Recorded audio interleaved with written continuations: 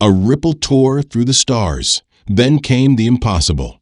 A ship larger than cities, bearing a name no alien had ever heard. Humanity. They said they came in peace. But with power like that, who could believe them?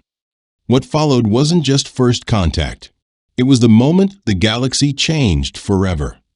Before we dive into this epic tale of first contact, war, and a new galactic dawn, make sure to hit that subscribe button and turn on notifications. This is more than just sci-fi. This is the future imagined, bolder, stranger, and more human than ever. In the cold reaches beyond the Varelian curve of the Zephyrus spiral, a crossroads of cosmic commerce and ancient diplomacy, the stars shimmered with familiar rhythm. Here, among drifting trade convoys and celestial embassies, an uneasy peace had long held. Until now, reality trembled, a rupture carved through the void like a wound in the skin of existence itself. From that breach, a leviathan emerged, a vessel not launched, but summoned, as though exhaled by the universe's own breath. It appeared without preamble, vast beyond reckoning, 12 kilometers from stern to bow. The moment it surfaced, a tsunami of gravitational distortions surged through navigation grids, igniting proximity beacons and overloading the skywatch systems of 11 inhabited worlds. The behemoth's hull shimmered with a strange iridescence, neither polished nor matte, but alive, bending starlight like a black mirror rippling with breath. From deep within its heart, energy pulses resonated, immense, ancient, and far beyond the power levels of any known Drakari warcraft. Inside the Dominion citadel of Sundrel 9, epicenter of the galactic concord, chaos unspooled like a frayed tether. Delegates from hundreds of worlds flooded the Grand Nexus. Sirens echoed. Protocols written for nightmares long since myth were suddenly, violently real. Ciphered alerts flashed between systems, each pulse feeding a rising storm of panic. High Chancellor Vorin of the Mantari, an elder of luminous sapphire skin and shimmering spinal fins, rose above the hysteria, his voice magnified by the echospheres that lined the chamber's obsidian walls. Esteemed sovereigns, his tone thundered over the din, we must meet this unknown not with fear, but with measured clarity. But his calm was a lone flame in a forest fire. The Brel, crystalline sentience who spoke in frequency chirps, demanded immediate strikes. The Skarn, paranoid beings of shifting gas, insisted on full sector lockdown. And the Illinari, soft-spoken weavers of light and thought, proposed contact and compassion. While conflict bloomed in the council, the vessel remained adrift, silent, solemn, an unmoving titan eclipsing moons and blocking star lanes.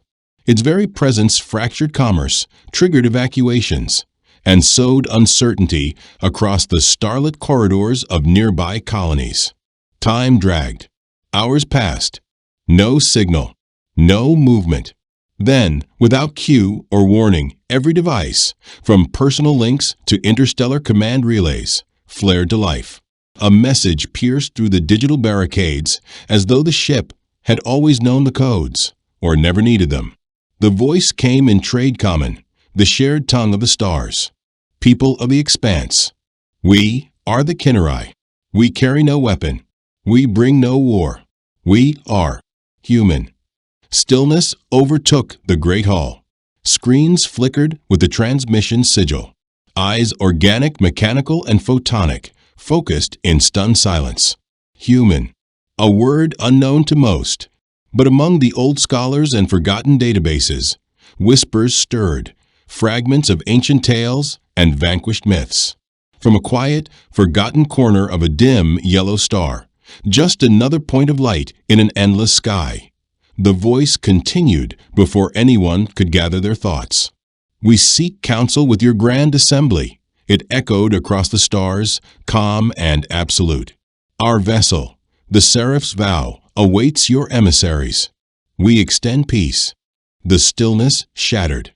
The sheer boldness of the message rippled through the delegates like plasma fire in a vacuum line.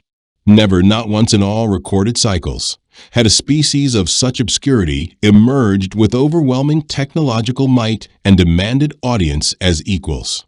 It was both shocking and impossible. Sovereign Carrack, the glimmer-skinned chairman of the Accord, rose with slow conviction.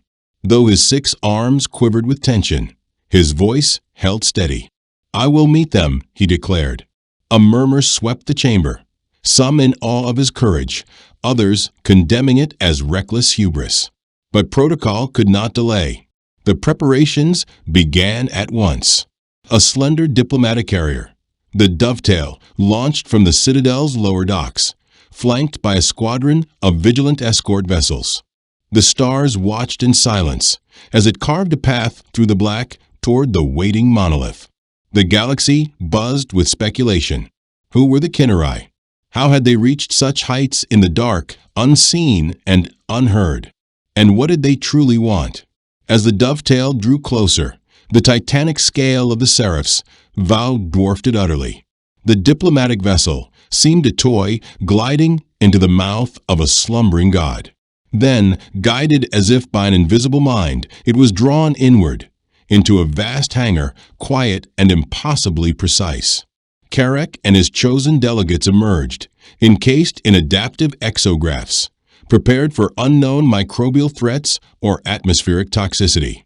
But the air was breathable, the pressure stable, as if their hosts had known their biology in advance. They were not alone. A reception awaited. Figures humanoid in shape, yet entirely alien in presence. Flesh that bore scars of both war and wonder. The one who stepped forward stood tall, her eyes fixed with quiet force, her expression difficult to decode. But the gesture she made was unmistakably ceremonial. "Representatives of the Accord," she said in fluent interlingua, "I am Commander Ilavas of the United Earth Vessel Seraphs vow. Welcome aboard." Carrack extended an arm in return, his polyskin shimmering with tension and awe. "I am Carrack, presider of the Interwoven Accord, voice of this sector's unity. Tell me, why emerge now? What drives your people here?" Commander Voss's gaze held steady, yet something glinted behind her words, resolve, or maybe something deeper. "We've watched the stars since we first tamed fire," she said. "Now we walk among them. Humanity has come to stand among peers." Carrack felt the gravity of her words settle around him like a cloak. This was no fleeting encounter. This was a threshold. The Kinnari, these humans, had stepped from legend into fact. Their technology, their purpose, their silence, it all hinted at tectonic change. Whether that change would bring unity or war, wonder or ruin, remained to unfold.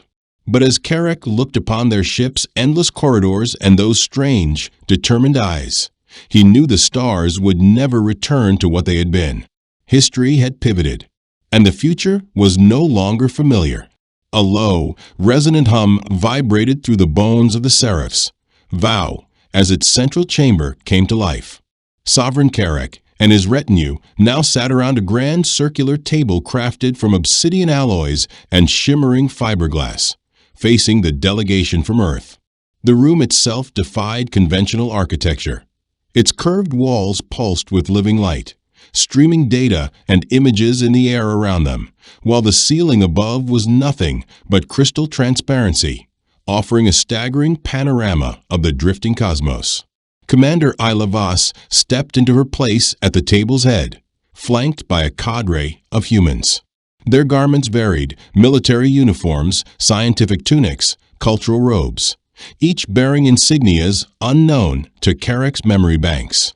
The sheer diversity of form, color, and expression struck him. He was used to species unified in physiology and culture. These humans were anything but.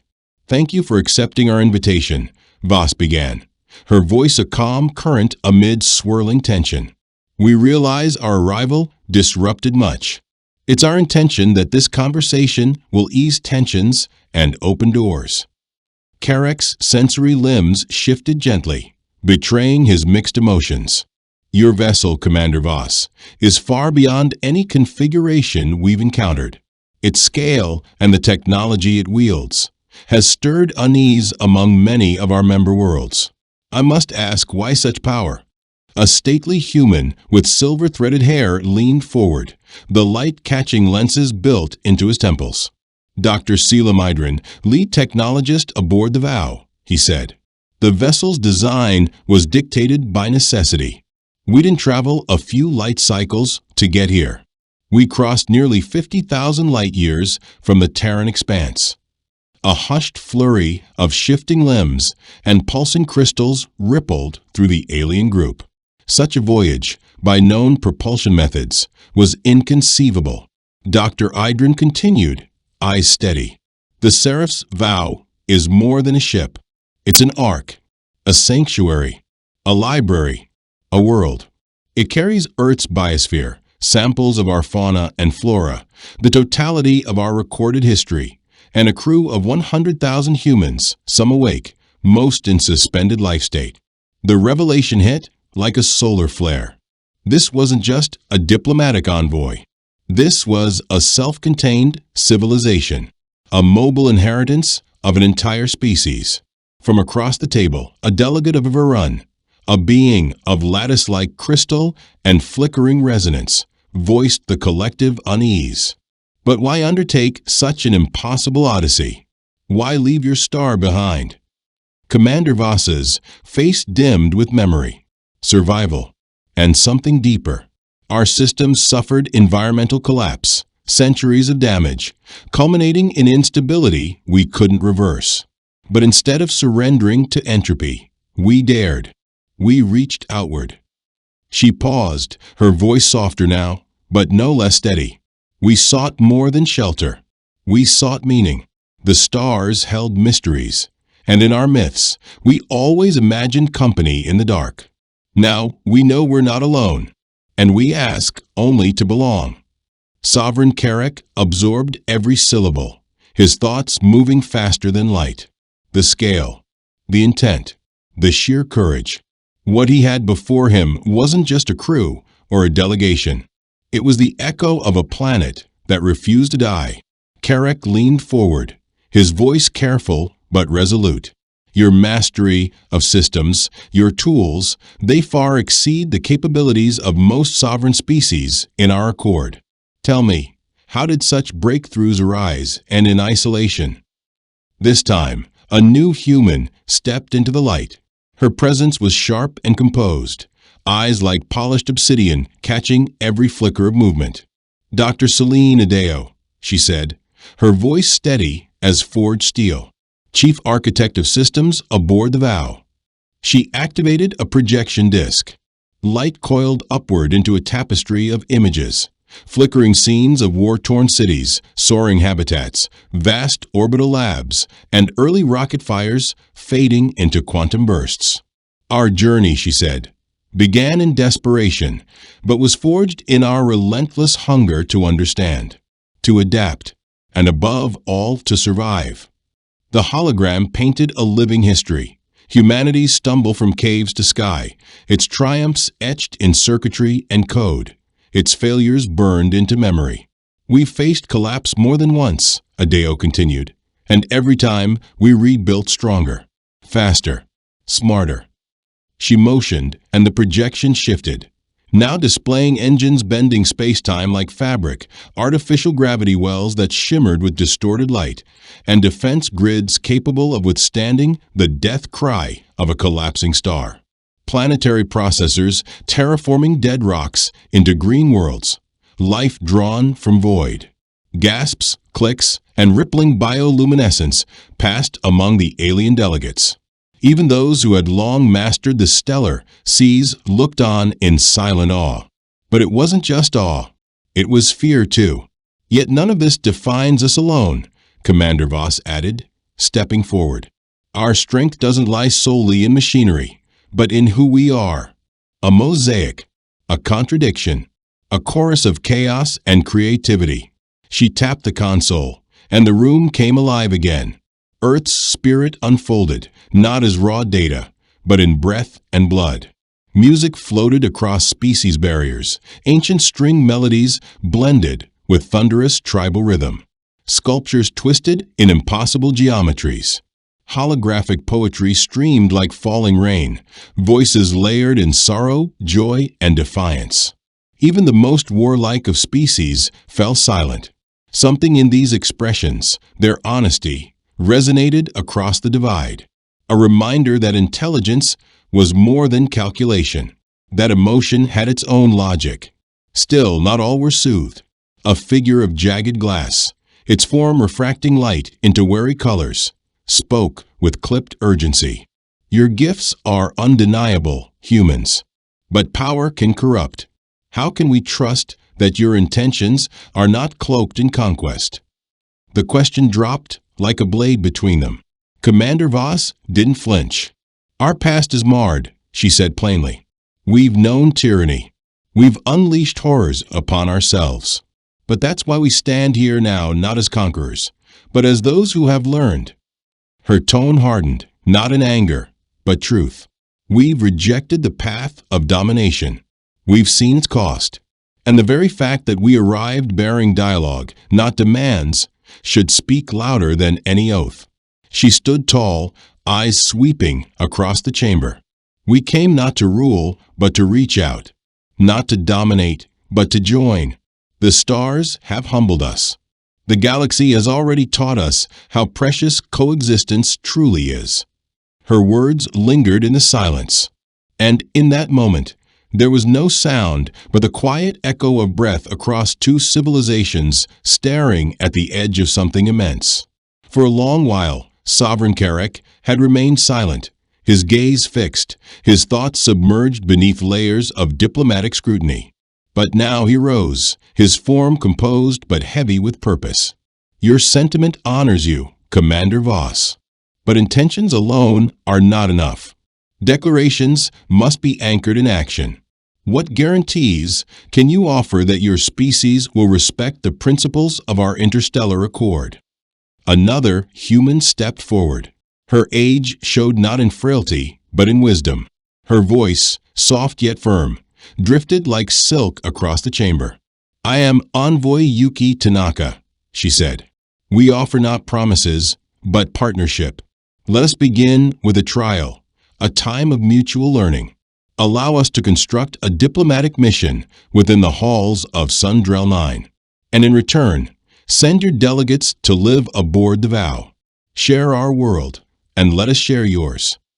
The room went still. An invisible bridge had been laid across a chasm carved by millennia of separation and fear. One step forward or a fall into irrevocable distrust. Carrick's sensory limbs coiled inward as he weighed the gravity of what had been offered. The exchange was fair, the risk calculated, the reward possibly epical. After a long pause that stretched thin with expectation, he spoke. Your proposition bears promise, Envoy Tanaka. I will carry it to the full concord. But understand this, every gesture, every breath you take within our domain will be observed, judged. The path to trust is not granted. It is earned. Commander Voss gave a single nod, nothing theatrical, just quiet acknowledgement. We accept the burden. We did not cross the void expecting ease. We're here to contribute, to connect, and we're prepared to do what it takes. The atmosphere shifted. Some tension fell away, replaced not with peace, but with something more honest, shared resolve. As the meeting wound toward its end, both human and alien sensed the weight of the moment pressing upon their shoulders. The barrier of fear had cracked, but not crumbled. The lines of understanding had been drawn, but not yet colored in. Still, it had begun, and that alone was history. As Carrick turned to depart, Voss offered a final reflection. We stand on the edge of something greater than ourselves. This is not just a meeting between species. It is the chance to create a future none of us could reach alone. May this be the dawn of alliance, not conquest. Her words echoed long after they left the chamber. The alien envoys returned to their ships, carrying with them not just diplomatic protocols, but the dreams and questions of an entire species. The galaxy itself seemed to pause, watching, listening. The weight of arrival in the weeks that followed, the impact of first contact spread like fire across the starways. The presence of humanity disrupted everything: economics, social norms, military doctrine. Nothing remained untouched. Newscasts flared. Markets shifted. Philosophers argued in streaming forums. Military analysts debated in sealed halls. As promised, a Terran diplomatic enclave rose within the crystal spires of Sundrel 9. And in kind, alien delegates took residence aboard the Seraph's Vow, their curiosity cloaked beneath caution. At first, exchanges were civil. Cultural showcases, joint scientific briefings, coordinated broadcasts. The face of diplomacy. But beneath that polished surface, tremor stirred. The awe that had greeted humanity's arrival began to cool. Now came the whispers, the caution, the fear. And, in the inner chambers of the Concord, lines were beginning to form. Not everyone saw this new species as a friend. In the crystalline domes of Sundrel 9, friction simmered. Envoy Yuki Tanaka moved like a flame through shadow, never resting, always negotiating. Every meeting was a minefield, every handshake an exercise in restraint. Today, the stakes were higher than ever. She stood before a chamber thick with tension. Species gathered, alliances whispered, and suspicion palpable in the recycled air. "Honored delegates," Tanaka began, her tone diplomatic but sharpened with urgency. "I know the pace of our inclusion may be unsettling, but humanity's purpose here remains unchanged: cooperation, not control." From across the ringed amphitheater, General Kravax of the Zenthic Order rose, his iridescent scales shimmering under refracted light. "Cooperation," he spat, his twin jaws snapping in irritation. "You descend upon our starways in a vessel large enough to blot out a moon. Your technology eclipses our finest defenses. That is no invitation, that is a warning." Echoes of approval rippled through the chamber, soft murmurs, hard stares. Tanaka inhaled deeply, centering herself in the storm. "The Seraph's Vow is not a warship. It is a lifeline. Our size reflects the distance we've traveled, not the threat we pose. We've opened our medical research, our environmental tech. We've shared freely." "And what do you seek in return?" growled Counselor Vrel of the Morthakai Syndicate, his translucent hide pulsing with accusation. "Access to rare elements? Favorable tariffs? Your teams comb our trade archives like prospectors sniffing ore veins." Tanaka steadied herself, voice unwavering. "We seek trade, yes, but on equal terms. We're new here, rebuilding, adapting. Our inquiries are for survival, not exploitation." Yet beneath the polished floor of politics, the cracks widened. Aboard the Seraph's Vow, tension brewed of a different kind. In the secure core of the vessel, Captain Isla Voss scanned the latest incident report, her expression stormbound. "Captain," said Executive Officer Rian Padel, his voice clipped, "we had another breach attempt. One of the Verun delegates tried to interface with our quantum lattice." Voss's brow furrowed, her jaw tightening. "Did they gain access?" "Negative," Padel replied, though his tone lacked relief. "Our countermeasures activated in time, but barely." She closed her eyes for a moment, the weight of every decision pressing down. "Raise cyber barriers across our critical systems. Quietly. We can't lose transparency, but we must protect the heart of this ship." Padel hesitated. "There's more. Our long-range surveillance intercepted encrypted chatter. Some factions are floating the idea of a preemptive containment strike." The word struck like a railgun. The very future they had come to avoid, a future built on misunderstanding and fear, now loomed at their doorstep. Voss exhaled slowly. "Initiate diplomatic override. Get a warning to Tanaka immediately, and prep a sector-wide address." Her voice lowered, steel beneath the sorrow.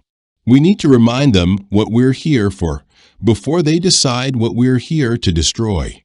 The message had been repeated again and again. Humanity does not seek war. But across the star systems, words began to lose their power. Fear moved faster than light. From industrial worlds to edgeward colonies, distrust ignited like dry grass. Populations demanded protection. Some called for isolation. Others called for arms. Governments responded. Fleet carriers were scrambled. Orbital shields reinforced. Human envoys and researchers, once guests, were now watched, silenced, or quietly sent away. And then came the spark. 2 armadas, one from the Zarkothi Dominion, the other from the Kathari Sphere, took formation in orbit near the Seraph's Vow. Their stated purpose, surveillance and defense. But their positioning was no accident. Missile ports exposed. Shields charged. Intent unspoken, but understood. In the Grand Convocation Hall of Sundrel 9, chaos reigned. The emergency session had spiraled into bedlam, shouting accusations, threats masked as protocol. Sovereign Carrick struggled to retain order as the assembly fractured. Then, amid the uproar, a voice cut clean through the noise. Envoy Yuki Tanaka stepped forward, her words calm but unflinching. "Esteemed delegates," she said, "I bring a resolution, one that acknowledges your fears and honors our commitment to peace." Silence followed. The storm paused. "We will deactivate the VOW's primary systems and permit full inspection by a neutral coalition. Additionally, we will release the schematics of our full drive, under the condition that its use be bound to peaceful development, never weaponized." The chamber froze. Shock waves rippled through every species present. It was more than a concession. It was a surrender of power, an unprecedented act of transparency that risked their greatest edge. General Kravax's voice rose, low and wary. What compels this generosity? Human. What prevents this from being deception disguised as mercy? Tanaka met his gaze with unwavering steadiness. Because trust must begin somewhere. We will not wait for fear to become fire. We're willing to make the first move, to show vulnerability, if it means a future without war. Will you meet us halfway? The council spiraled into debate. Words flew. The threat of war loomed like a thunderhead. Meanwhile, aboard the Seraph's Vow, tension coiled tighter with every second. Captain Ilavas stood at the helm, eyes locked on the tactical overlay. Dozens of alien vessels surrounding them, their weapons charged, the margin for error now microscopic. "Captain," called Lieutenant Solon from comms, "we've received a directive from the Zarkothi flagship. They're demanding immediate surrender. They've locked targeting." Voss's heart pounded with the gravity of centuries pressing on her shoulders. The next decision she made wouldn't just determine the fate of her crew. It could decide humanity's future. She steadied herself, exhaled, and gave the order. "Open a channel. Broadcast wide." The bridge lights dimmed as the transmission synced. "To all vessels and stations within range," she said, her voice echoing clear and resolute. "This is Captain Isla Voss of the Seraph's Vow. We arrived seeking alliance, not conquest. We will not raise arms." She paused, then delivered the words that would change history. "To prove our intent, we will power down our systems, completely. Prepare for inspection, per Envoy Tanaka's declaration to the Concord." Captain Voss paused, her next words etched in steel. "But let this be understood. Though we seek peace, we are not without teeth. Should any power choose to test our defenses or threaten our people, we will respond with the full might at our command." Her voice grew sharper, carrying the unmistakable edge of conviction. "We offer unity, but we will not kneel." As the colossal heart of the Seraph's Vow slowed, lights dimming and its reactors slipping into silence, every world in earshot held its breath. This was the moment, a pivot point in history. On Sundrel 9, in the vaults of the Concord chamber, and in the space that encircled the inert Terran vessel, billions watched, waited. Would this grand experiment forge bonds across the stars? Or would fear fracture the future into war? No one could say. But what they saw, human resolve without aggression, power restrained by purpose, echoed loudly in a galaxy still finding its voice. The shattering, that fragile stillness, didn't last. Barely days into the ceasefire, the illusion of calm was broken like brittle glass. The Zarnex Dominion, long feared for its predatory militarism and history of conquest, saw humanity's deactivation not as a gesture of peace, but as an invitation to strike. Without warning, Zarnex warbands launched simultaneous attacks on Terran research enclaves and diplomatic stations scattered across nearby systems. The blitz was ruthless, coordinated, precise, merciless. No demands, no warning, just annihilation. A singular message made clear: humanity would not be welcomed, it would be erased. On Sundrel 9, the council floor descended into chaos once again.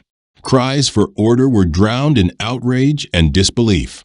Monitors flashed images of burning outposts, shattered satellites, and final transmissions from dying crews. Envoy Tanaka stood pale but unwavering. "This is an act of war," she declared. "Unprovoked, unjustified. We came bearing peace. We showed you our heart, and now they've tried to cut out." Her voice rose, defiant, electric. "We will not go quietly. We will defend our people and our allies. But we will not stand alone.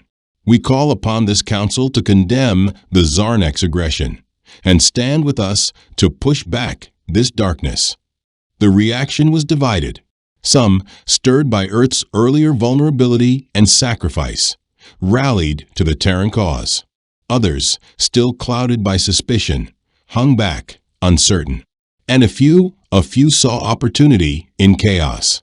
They began to whisper, plot, and quietly drift toward the Dominion. Captain Isla Voss stood at the precipice of annihilation. With the Seraph's vow still under inspection and her core systems dormant, the ship was a sleeping giant surrounded by blades. The bridge pulsed red as emergency sirens howled through the corridors. Status. Voss barked, snapping toward her operations lead. Commander Rian Padel's hands darted across the glowing interface. Zarnex battle groups inbound, multiple vectors. Estimated contact in 20 minutes. Shields at skeleton level. Engines are still cold. Voss felt the pressure like a weight against her spine. Outnumbered, outgunned, out of time, but not out of fight. "Activate Lazarus Protocol," she ordered. "Reroute every backup cell, every auxiliary node. Prioritize propulsion, shields, and weapons. And get me Dr. Norel and Dr. Adeo, now." Alarms screamed louder as the crew leapt into coordinated motion. Within moments, 2 scientists arrived on the bridge, disheveled, intense, but resolute. Dr. Elias Norel spoke first. "We might have a workaround. It's theoretical, experimental, dangerous." Dr. Celine Adeo took over, voice urgent. "We've been refining a localized quantum distortion matrix. If it works, it'll paralyze their vessels without damaging ours." But Voss didn't blink. "But the energy load's unprecedented. Worst case scenario, it fractures local spacetime." Voss stared into the unknown. "Or we die waiting." She nodded. "Proceed. Prep the field." As the scientists raced to engineering, Voss turned to face the growing storm. "Open a channel to the Dominion fleet." The hollow display lit up with static, then resolved into the cold, scaled face of General Vrax, a warlord of the Zarnex. Voss stood tall. "This is Captain Isla Voss of the Seraph's vow. Your assault on civilian Terran outposts is an unprovoked act of war. Cease your advance and withdraw immediately." Vrax sneered, voice curling with contempt. "Empty words. Your vessel floats, half dead. Your species hides behind treaties. Surrender now, and the Dominion may grant mercy." Voss's tone turned to ice. We've survived extinction, rebuilt from ashes. We didn't traverse the stars to kneel to tyrants. This is your final chance. Turn back or face consequence. Vrax's laugh crackled through the feed. Defiant to the end. Very well. We will tear your legacy from the void and wear it as our triumph. The transmission ended. Voss turned to her crew, her voice low but filled with fire. This is the moment. Every sacrifice, every life, every mission, this is where we stand. We are Terran. She drew a long breath. First, last, forever. The moment the quantum surge rippled through the void, the stars themselves seemed to hold their breath. The Seraph's vow ignited its final contingency. A burst of FTL resonance tore across the battlefront. Space twisted, light fractured, and gravity screamed. Time stuttered. For one terrifying heartbeat, it felt as if reality itself might split at the seams. Then silence. The singularities collapsed. The ether calmed. And the war was over. As the debris of battle drifted in the afterglow, with reports pouring in and structural alerts flashing red across consoles, Captain Isla Voss stood still, eyes on the void. They had endured. Somehow. They had met overwhelming force, held the line, and revealed to a watching galaxy exactly who and what humanity was. But victory came at a price. The Vow's Fold core had overloaded. Earth's crown jewel, their impossible engine, was now nothing more than scorched alloy. They were stranded, light years from Sol, but not from purpose. Captain Voss looked into the stars, not with regret, but with fire. They had not just survived. They had earned their place. When Concord vessels arrived, offering aid, dispatching repair crews, and requesting urgent negotiations, Voss nodded once. The guns had gone quiet, but the true challenge, the true chance, was only beginning. She turned to her crew. Signal the approach teams. Let's welcome our new allies aboard. No matter what tomorrow held, they would face it as they always had. United, inventive, unyielding. The turning in the months that followed the Zarnek's assault, the galactic stage transformed. The Seraph's vow, once whispered about in fear, was now heralded as a beacon of resolve and unity. Its crew's valor had saved lives, averted a full-scale war, and forced a long fragmented galaxy to look inward. The tide had turned. At the Unity Chamber on Sun Drell 9, the Concorde assembled once more. The air was charged, not with tension, but anticipation. For the first time in generations, species from every arm of the galaxy had gathered not for crisis, but to shape what came next. High Arbiter Zullo, elder of the Ascari thought web, called the assembly to order. His words echoed with gravity. Fellow sentients, we stand at an inflection point. In these recent days, we have seen how doubt can divide and how courage can bind. Today, we do not look back. We forge ahead. The chamber stilled as Envoy Yuki Tanaka stepped forward, radiant in presence, her voice carrying without need of amplification. Honored delegates, she began, we came seeking refuge and found something far greater, shared purpose. Where once her speeches were met with distrust, now they were met with silence, attentive, hopeful. Tanaka continued, her voice steady and warm. In adversity, we've glimpsed unity. And through sacrifice, we've discovered a truth larger than any one world.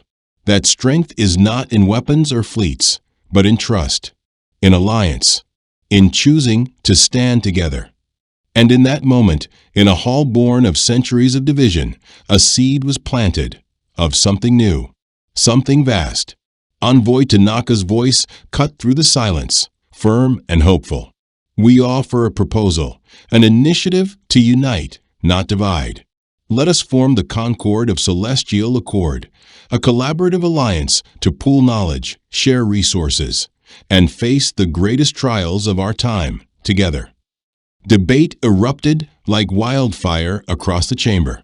Some species leaned forward, eyes bright with possibility. Others recoiled, cautious still. But the memory of Terran's sacrifice in the Zarnek's siege clung to every soul. Then, unexpectedly, Delegate Vlax of the Korn Collective, once among humanity's harshest critics, rose. They earned our trust. Their courage shielded us all. Now they offer their genius not for conquest, but for the common good. We would be blind to reject it. Even General Vrax, now confined to a detention field and speaking via HoloLink, offered his grudging admission. They outmaneuvered us with minds, not might. Perhaps there is value in what they offer. Meanwhile, aboard the Seraph's Vow, activity surged like a second heartbeat. Despite the loss of its fold engine, the ship's crew was relentless. If anything, the crisis had ignited something new. In the engineering atrium, Dr. Celine Adeo led a joint team of human and alien researchers on a project that blurred the lines of possibility. The field distortion generator was just the start, she told Captain Voss, as code streamed through translucent displays. By merging Korn gravity logic with Lumari energy weaving, we're rewriting how propulsion works. Voss raised an eyebrow. How soon? Dr. Elias Norrell grinned, his lab coat singed and hair unkempt. We've tested it on drones. Stable. If we keep momentum, and with the Council's support, we could have a fully functioning prototype inside a year. A propulsion method that defied FTL norms. A second genesis of star travel. And it had been born in the crucible of war. Across the stars, humans and aliens exchanged more than tech. Agricultural breakthroughs transformed arid moons into green sanctuaries. Earth-born music inspired entire art schools within ancient Selenari universities. Joint labs shattered old barriers, cracking cosmic mysteries with minds now bound by shared vision. Back on Sundrel 9, the Concord gathered for its most important decision. High Arbiter Zullo stood solemn before the crowd, the final vote recorded. After thorough deliberation, it is resolved, the celestial accord shall be established. And in light of their valor, insight, and unshakable will, we formally welcome the people of Terra as full members of this council. Thunderous applause filled the chamber. Envoy Tanaka bowed deeply, her eyes shimmering. On the Vow, Voss addressed her crew, her voice transmitted across every corridor and deck. When we left Earth, we carried more than supplies. We carried hope. We crossed a galaxy, faced annihilation, endured suspicion. And now we begin anew. She let the silence breathe. This is not just a milestone for us, but for all beings who dare to dream. We are no longer strangers. We are no longer alone. Cheers erupted across the vessel. The same ship that had once been feared now thundered with celebration. Once viewed as a harbinger, it had become a harbor. In the years that followed, the Accord became a force of rebirth. It mended scarred planets, unlocked truths buried in dark matter, and cultivated bonds where division once ruled. The Seraph's Vow, once Earth's wandering ark, now stood at the heart of this renaissance, a station of innovation, diplomacy, and kinship. Its halls no longer echoed with the voices of a single species. Now they rang with laughter in a dozen dialects, minds from across the stars intertwined in pursuit of something greater. And humanity, the once unknown newcomers, had not just survived. They had lifted others with them. Their daring, their resilience, their refusal to bow, had set a new standard across the void. From the observation deck, Voss watched starships of every make cross the sky like fireflies in a boundless sea. She had seen her ship rise from fear to legend, and her people go from pilgrims to architects of destiny. The Vow, once branded a monster, was now a beacon, proof of what could be built when the unfamiliar becomes family. The stars stretched out ahead, vast and alive. And as a new bridge crew, human and alien together, filed in to begin their charting of unclaimed space, Captain Ilava smiled. They had come not as invaders, but as inspirers. And in doing so, they had helped forge a civilization greater than any one world could imagine. The stars called, and together they answered. Humanity crossed the stars not to conquer, but to connect. And in doing so, they changed the galaxy forever. If this story gripped you, imagine what's coming next. Like, subscribe, and share to join us on the next chapter of this cosmic journey. The stars are just the beginning.